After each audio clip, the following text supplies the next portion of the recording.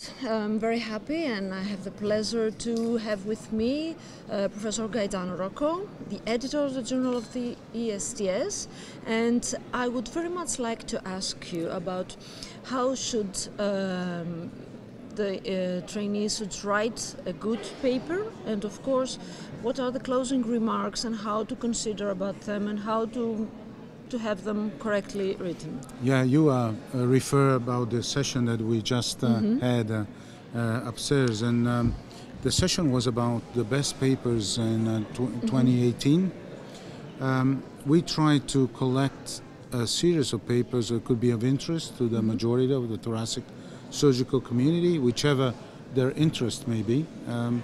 We selected clinical research papers as well as translational research papers, and those papers had the unique common peculiarity of being updated and bring information that are absolutely new to the thoracic surgeons. And my role and Professor Gonzalo Varela's role was to try to identify how to select the most important papers to read during the year, let alone 2018. And my closing remarks were about the importance of some specific papers would deal with lung cancer screening with minimally invasive thoracic surgeries, which are very much linked together, about ERAS, about quality in thoracic surgery, as an example, the completeness of mediastinal nodal dissection, and of course, last but not least, the immunotherapy.